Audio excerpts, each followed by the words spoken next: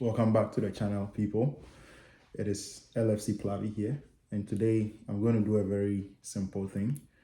I would want to talk about the issues that Liverpool are facing this season and the reason why I think that it is good that we are going through these few days where we've had a poor patch of results and also performances.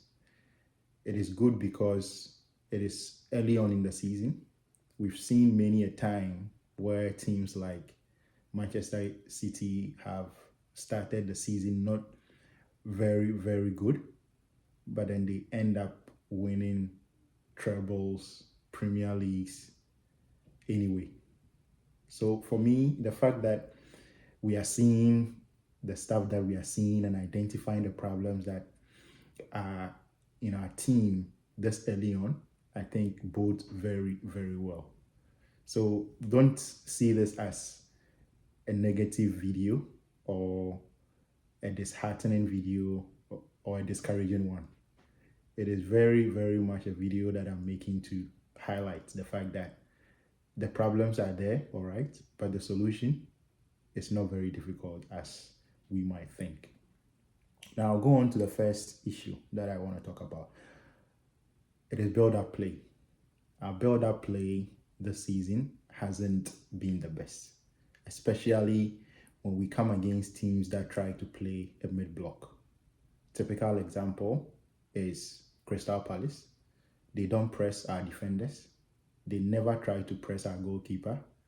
They allow the goalkeeper and the two center backs and even the third player in the back line. It could be Kerkes, it could be Bradley at the right back. They allow them to have the ball and they compress the midfield so that we don't have an easy ball through the lines to either Gravenberg, McAllister, Soboslai, whoever is playing in our midfield. So the build-up play has been a problem. Last season, our main approach was to draw teams to come onto us. And once they come onto us, we either play through them on the ground or we go long to either side of our wings. So either to Luis Diaz, Cody Gakpo, or Mohamed Salah on the right, so that we isolate those two players in a 1v1 situation. Slots talked about that a lot, and that was the main approach. We either go long or we play through you. If we can't play through you, then we go long. So that was the main approach. However, this season, it seems to have changed a bit, and teams are not necessarily taking the bait when it comes to pressing us at the back and us taking the advantage by going long. So we are kind of struggling in terms of moving the ball through the middle and getting it up to our front players. So that is the main thing. The build-up has been a problem.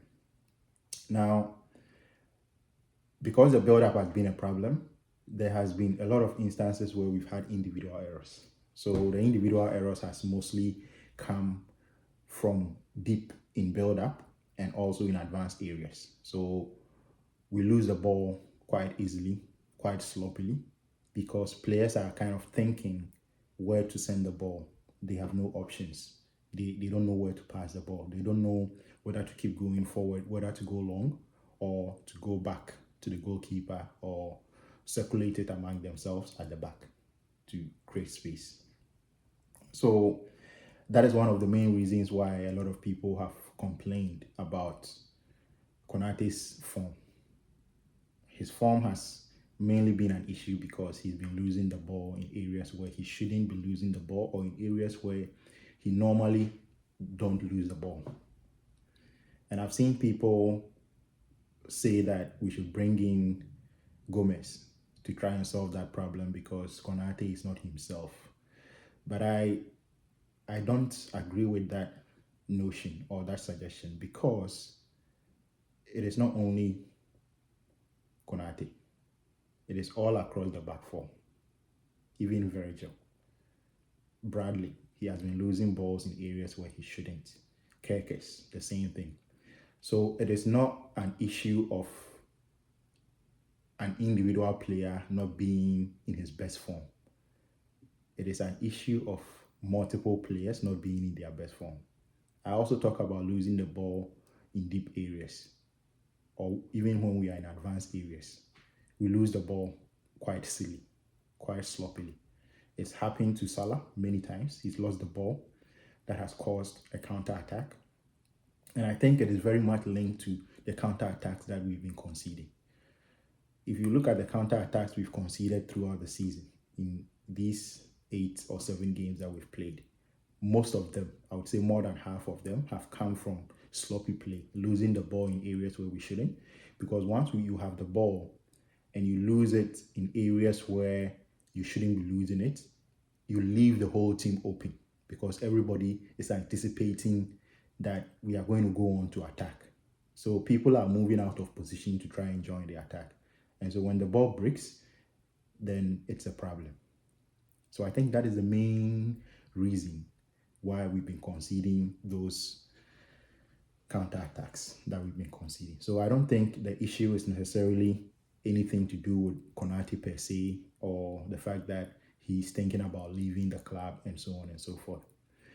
Because if you argue that Joe Gomez should come in to replace Konate, and that would solve the problem that having Konate is giving us, I would disagree, because in the Southampton game, we saw Gomez put up one of his worst performances in a Liverpool shirt against Southampton in the Carabao Cup.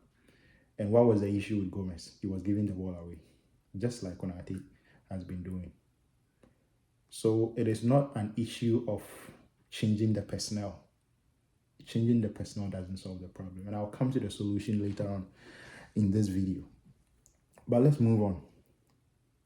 Now, I've spoken about Kerkes, I've spoken about Bradley also doing the same thing. Jeremy Frimpong is also doing the same thing. He loses the ball where he's not supposed to lose it. He touches it, he's not sure where to make the pass, and he loses it or makes the wrong decision. So it is a collective thing. Something is not just working right as a collective. But I'll go on. Now let's go on to the problem with Florian Wirtz. The first thing that I see with Florian Wirtz this season is that he's touching the ball a little too much in deep areas. So most of his touches are in deep areas.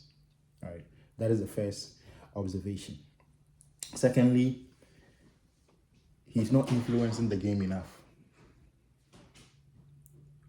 He's not influencing the game enough. So when I say influence, I mean giving the right pass in the final third, placing a shot to where he's supposed to place a shot, and so on and so forth. So the fact that he's been touching the ball in the deep half of the field too many times, even when on rare occasions he gets the ball in advanced areas, the decision making hasn't been right. Because we've seen on a number of occasions where we've gotten an opportunity to counter-attack or play on the transition, quick transition. He has been the one with the ball. But I think the decision, the choice of the pass hasn't been the right one. And that is why we haven't been able to create enough goal scoring opportunities from those scenarios.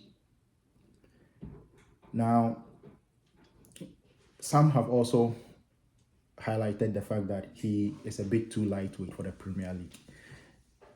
I don't agree with that.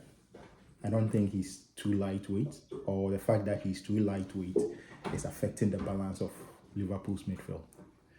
I don't think that is the case, because we've seen teams play without necessarily a workman-like midfield and still win. Right? Currently, we have teams like Barcelona playing without a recognized deep-lying tackler, someone in the mode of a Fabinho. They don't play with that kind of player. All the players they have in their midfield are very much of the same stature and build like Florian Wirtz, and they still dominate games in the middle. They still dominate. Even if you go to PSG, you have players like Vitinha, Joao Neves, these are not players who are hard tacklers. They are players who control the ball, and Florian Wirtz can do that. And so I think when we combine Wirtz with our existing midfield, if you like, you can choose Gravenberg and McAllister. You can also go with Gravenberg and Soboslai. I think having this midfield is enough for us to control games. And so the fact that we are not doing it has nothing to do with Florian Wirtz. So that's what I'll say on that. Is he too slow on the ball, Wirtz? Is he a bit too slow on the ball? Does he think he has more time than he actually does? Sometimes I think yes. He takes his time on the ball a little bit too much. We need to get him to the point where he can be confident enough to release the ball, know when to release the ball with one touch, know when to control and pass, release it very early on and move into space and get it back. He hasn't gotten to that stage yet. And I think that comes with time. So I don't think he's destroying the balance of our midfield. And I think his best position is not on the left-hand side. It's in the middle. It's in the number 10 position. And he can play in the number 10 position for Liverpool in this Premier League. People are complaining about the fact that maybe he destroys the balance because he's not as energetic as Soboslai was last season in that position. And that is why it's affecting the balance of the team. And I don't think that is necessarily true because, like I said, other teams are playing with very, very similar styles. So having a number 10 shouldn't destroy the balance of your midfield. It shouldn't. If you still have players like Gravenberg or Soboslai and McAllister in that midfield, we still should be able to sniff out counter-attacks if it happens. So I don't think Florian Wirtz is destroying the balance of the midfield. He has to play in that number 10 position. And I think that is why he was brought in to the team. Now, let's move on to Salah. Salah is not getting enough touches, or he's not getting involved in the game enough. That is true. He's not been getting enough involvement in the games. And I think that is because there has been quite a lot of emphasis on the left-hand side of Liverpool's attack, where Cody Gakpo is. Wirtz tends to drift a lot more into that position, and Hugo Ekitike also prefers to be in that left-hand side pocket to receive the ball and run beyond. Now, I think that is why Salah has not been receiving the ball a lot, but that shouldn't be a problem as long as we concentrate the play on the left and find a way to switch it quickly to Salah, where he's going to be in case of space to attack. So playing on the left-hand side is not a really big problem.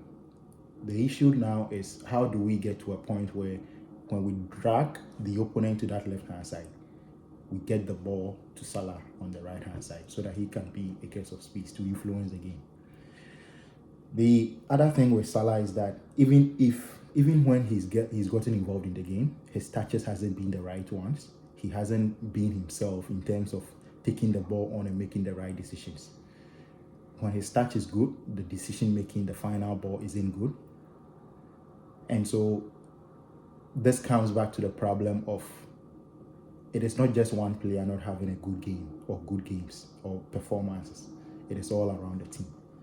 And so the solution is not necessarily benching players or putting Wirtz on the bench and playing our old midfield and so on and so forth. I don't think that is a reason because all the players are not playing their A game throughout the 90 minutes or even between games. So that is the first issue. Now, what is the solution? Let's go on to the solution now. There are many problems. That's the first thing. There are a lot of problems, like I've mentioned. I haven't even exhausted all the issues that are in the team right now. And I don't think the issue is poor tactics or lack of tactics. I think it has everything to do with execution. The players have a plan to play with. It is not just one plan for every game. The plan changes across games. And I think that is also why the lineup changes across games. I heard people talking about the fact that we don't know the best 11 of this Liverpool team. And that has been leveled against the coach, that he doesn't know his best 11. I don't think that is necessarily true, because the coach, the reason why we brought in all these players is to be able to have variety.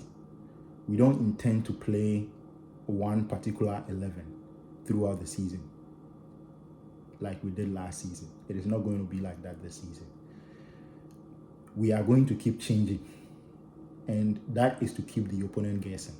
So the fact that Liverpool fans don't know what their best 11 is, and Arne Slot doesn't seem to have a best 11, I think it's a positive thing, because it keeps the opponent guessing. It gives us many different weapons that we can use across games and also within games. And I don't see why that is necessarily a bad thing, because we've seen Pep Guardiola do that a lot. And we praise him for that. We say that he's a genius for doing that. He has a scenario where he doesn't necessarily maintain the same 11. He keeps changing the 11. You don't know who is the starter and who is on the bench, right? And that is why I think he won a lot in that period, when he won a lot. So it is the same thing that is happening at Liverpool right now. And so I don't see why we should turn that back into a criticism to say that the guy doesn't know, he hasn't figured out his best 11. There is no need to have a best 11 that plays 10 consecutive games. You don't need that to be able to win. And so let's go back to the solution once more. So I've mentioned why I think it is not about poor tactics, but it has to do with execution. The players know what they want to do. They know what they have to do, but executing it has been a problem. And I think the reason for the poor execution is that there is something that is up in the heads of the players. The psyche of the team as a whole is not right. The psyche of the team is not right. The mentality of the team is not right. And that affects the chemistry among the players. So the mentality is not that they are not strong mentally, or they are weak, or the fact that they don't want to put in the effort. But I think there is something that the coach needs to do to get all the players playing their best game for a whole 90 minutes and also between games.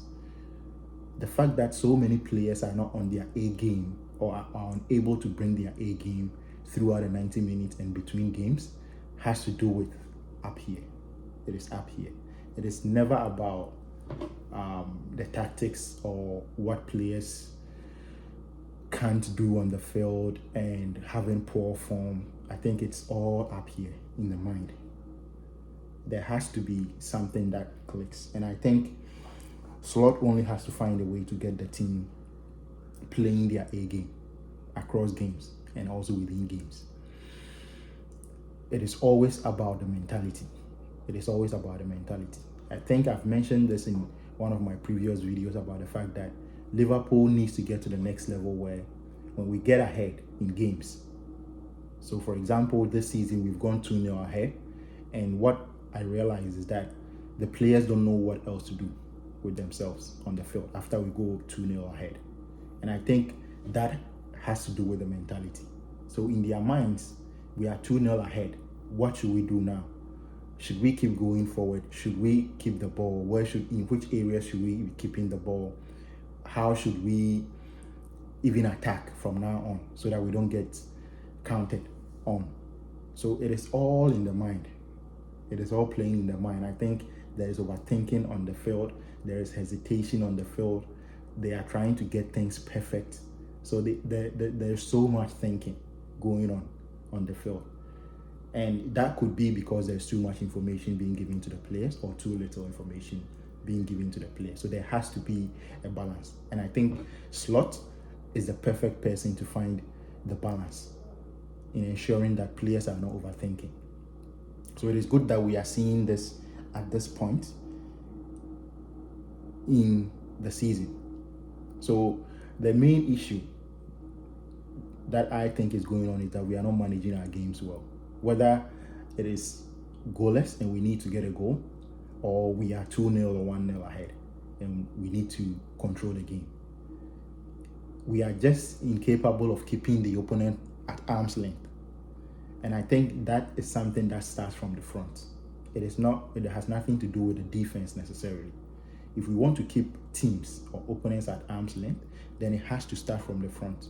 The players at the front should be organized well enough to either press or maintain a mid block that will allow us to win the ball in high areas or in the middle, rather than having to defend deep.